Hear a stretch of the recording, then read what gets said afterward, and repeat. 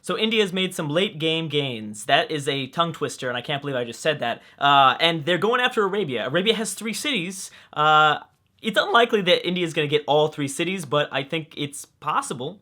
But before we check in on that, let's go ahead and check the info addicts because we're 30 turns away from the end of this campaign, and I love checking in on the info addicts. And there's been some time. There's been some time that's gone by, so this should be interesting to see. We've England #1 in population. That shouldn't be a surprise. They ended up overtaking India for the entire campaign. India has been #1 in population for forever. And England, finally, I think with her, her acquisition of 8 cities, they've grown enough where they just now have started to pass India with about 2 million more people, not by much, but still. And China came out of nowhere. That's pretty shocking that China's that high in population because I know that maybe not because Beijing is at, for some reason, 37 pop. How is that happening? How is that possible? Why do you have so much food, dude? Like, you don't even have that many. Well, I mean, you're reaching out over here. You can't even actually work those tiles, though. I have no idea how China is at 37 population. I don't know. That is mind blowing to me. Because it's just Beijing that's pretty much contributing to that. I mean, obviously the newly acquired cities, the puppets from Korea and Greece, those help out a little bit. But geez, that is pretty incredible. Anyways, let's see. We have the Mayans with 20 million, Portugal at 19 million, and then so on. No big deal after the 4th place spot. Crop yield obviously is going to go to England, but again, India's not too far behind. There are the Netherlands too, as well. Manufactured goods. Of course, this is going to go to England with almost twice as much for the 2nd place person, India. But we knew that India was pretty high up there, considering their population and stuff like that. We've got GNP. Of course, England's going to be at the top of all these categories, but I'm always interested to see exactly who's in the 2nd and 3rd place spot. I've been noticing a theme between the Netherlands and India. Ever since Washington lost their American islands that housed both Boston and New York, they've really dropped out of the statistics, at least statistical, categories like in the info addicts and stuff like that. Land area. Portugal actually controls a lot of tiles. I should have known that. Military manpower. Here we go. So India is still at #1, which is a big deal. England might be leading in all the other categories in the info addicts, but she's in 6th place. What's going on with that? Like Spain, just to her south, has more military units than her. Like, that's really shocking. I'm actually surprised that Rome is so low. Maybe I've been hyping up Rome for no reason. It looks like they're higher because they're more compacted. It would just be hard to take over Rome, especially their capital, because there's just so many units surrounding their only city. So I guess it's just kind of an aesthetic thing. It's an optical illusion. There you go. The Mayans doing good. Persia surprisingly doing good too. I don't even know where the Persian military is because I don't really see much in these 2 cities.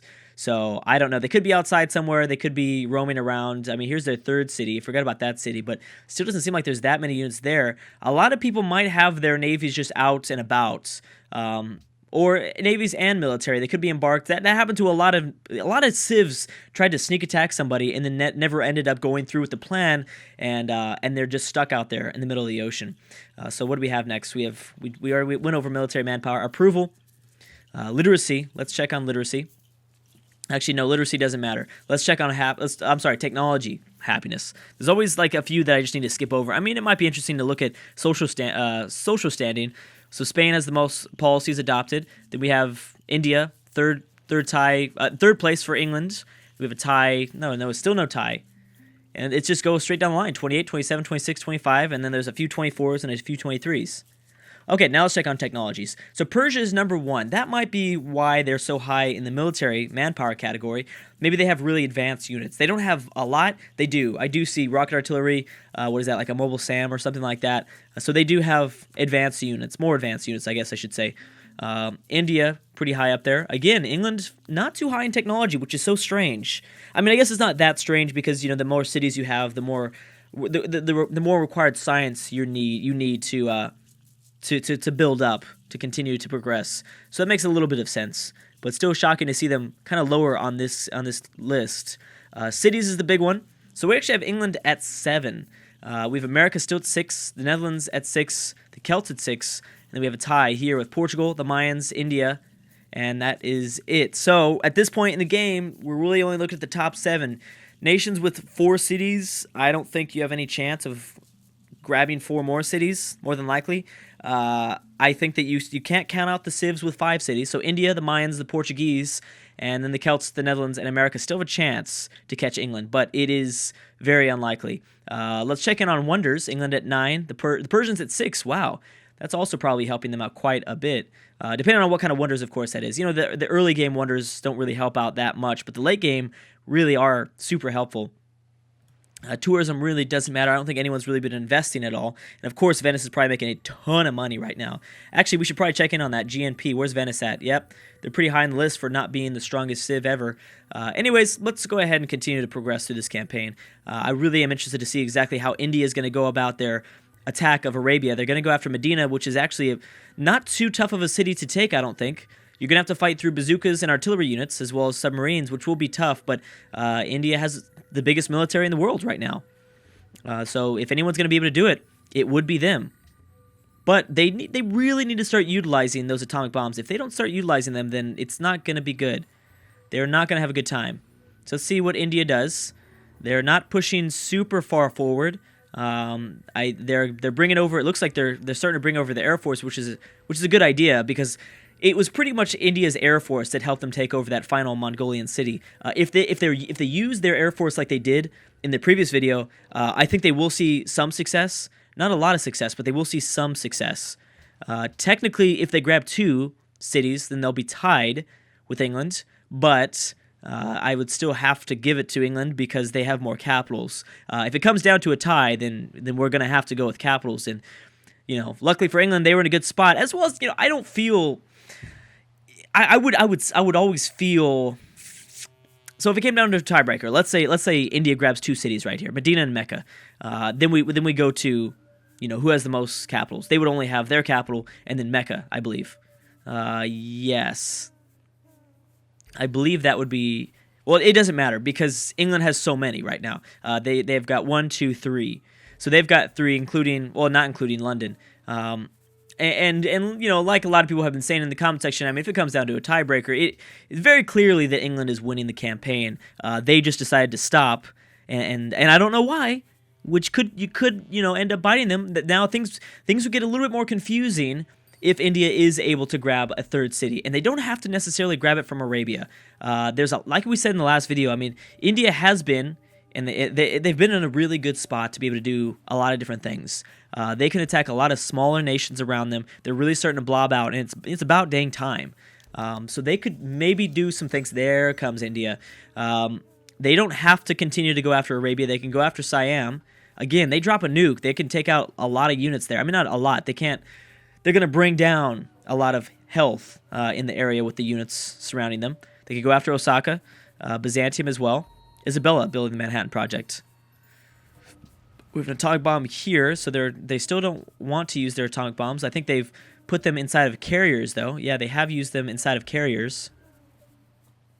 And it looks like, actually, they've been slowly destroying. They destroyed an artillery unit and a bazooka. Not sure if it was with the Air Force or it was with this mobile SAM that had landed on the Medina Island. Persia's no longer helping, though, but they did a little bit. Oh my gosh, 4 atomic bombs. See, that's the thing, is India doesn't even have to use them. Persia's also involved in this war. Persia could use it against Mecca, or they could use it against Babylon, technically. I think that the AI is in fear of using nuclear weapons, though, because it is such a small map that, they're afraid of crossfire. They're afraid of hitting somebody else accidentally, maybe friendly fire, or, people just getting in the way. Arabia never did launch that sneak attack. I'm sorry, England never did launch that sneak attack, which is not a surprise. I mean, the spies always tell me some bull stuff, and usually it doesn't end up coming true, so it's not a super big surprise. Morocco's still around, which is surprising. Netherlands still haven't done much, but hey, look at their units. Surprised that we didn't see them higher on the military manpower. The Netherlands could easily grab the Zulu and Antium. The final Zulu city in Antium. But I think that their success would come from a Polynesian war. They go after Honolulu, they grab these 2 cities, and boom. I mean, that'd be a pretty awesome swing. But I don't think anyone is going to be able to do it. Not in the next 27 turns. But you never know. You really never know. A big enough coalition could land, and it could really shift the tide. That is, of course, if England doesn't go to war anymore.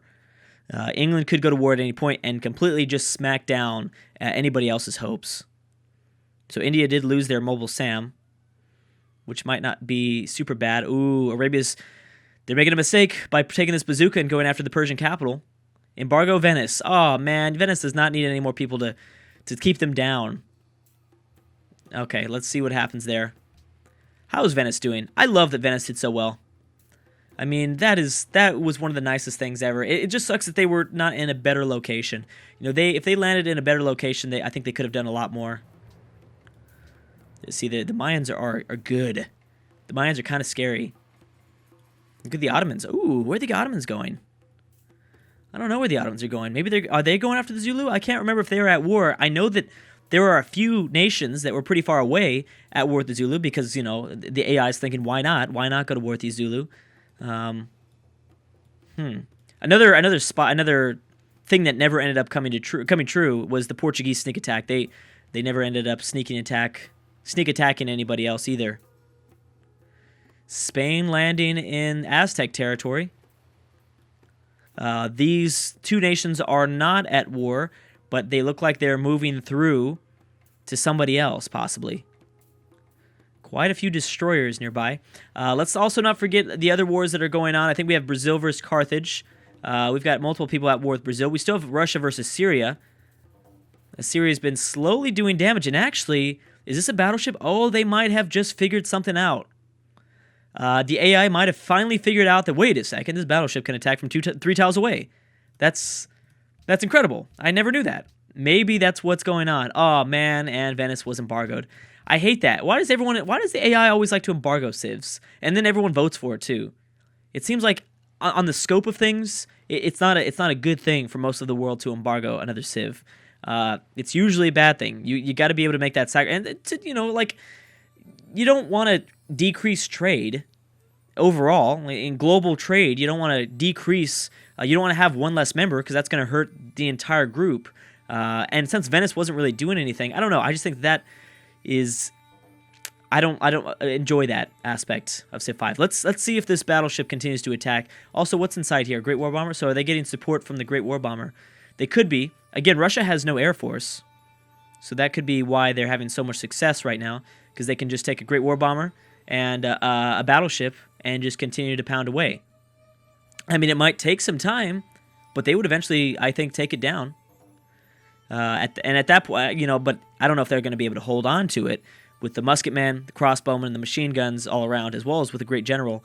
It'd be hard to hold on to a city like that, but, they might be able to. I think I just saw an atomic bomb move by. No, those are Great War Bombers. Those units are way too similar looking, I think.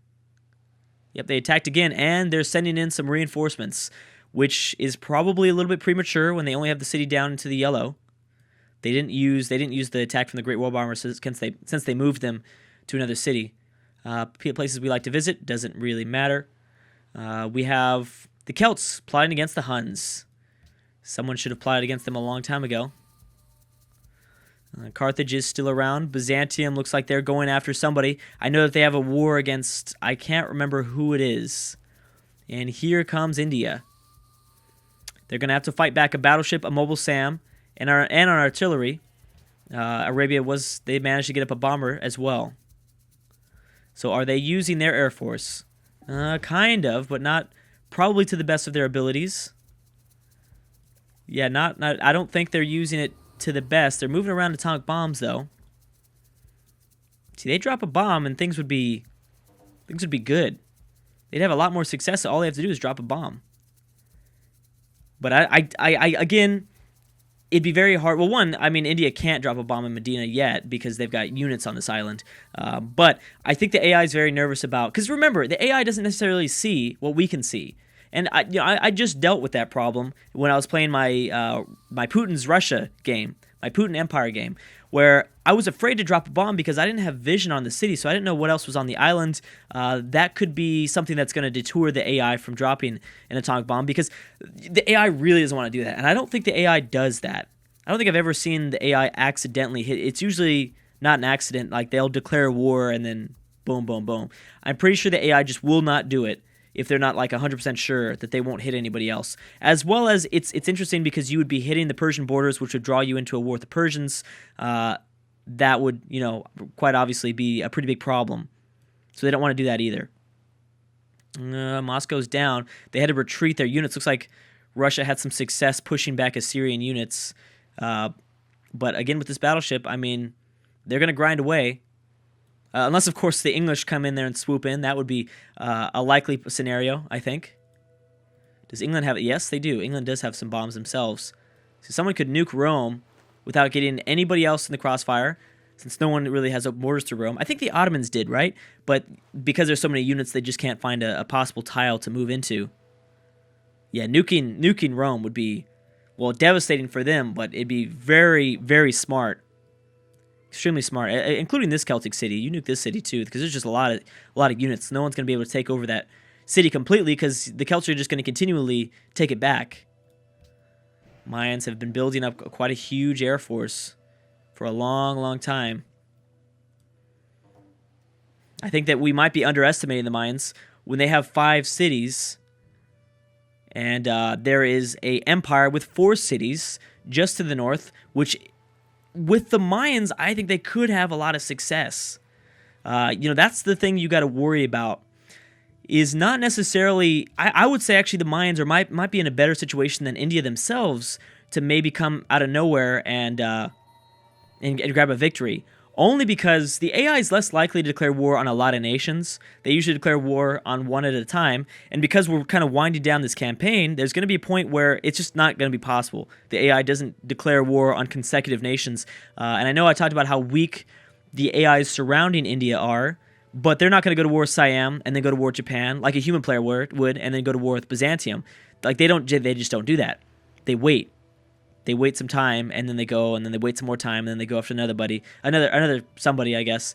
Whereas with the Mayans, all they'd have to do is declare war on Venice, and then obviously they need to get the job done. But yeah, I mean, with the Mayans, they could have some pretty good success here. Austria's denounced Korea. Austria's denounced the Zulu. Yeah, so I mean, we'll see. The Mayans have just been building and building and building in terms of their military. Ooh, China, Morocco. But that doesn't necessarily. I mean, maybe the world doesn't like Venice. Maybe that's why they did that embargo. Maybe that's why a lot of the civs voted for the embargo of Venice. But I don't know. It's likely. We could play around with these ideas all day. Ooh, China, Siam. So those nations are close by to each other. Oh, that'll be interesting. Actually, where did the Chinese military go? They're like not located in like their region. They better be careful. Holy crap! Look at that. This city is right off the coast of the Siamese capital. I mean, they could easily just boom. They'll start attacking it right now. I mean, yeah, they've got submarines to take down the Chinese submarine. Which in turn would weaken the Siamese, though. Where India could maybe go after Siam, but we'll see. Anyways, guys, I'm going to stop right there. Thank you so much for watching, and I will see you guys next time.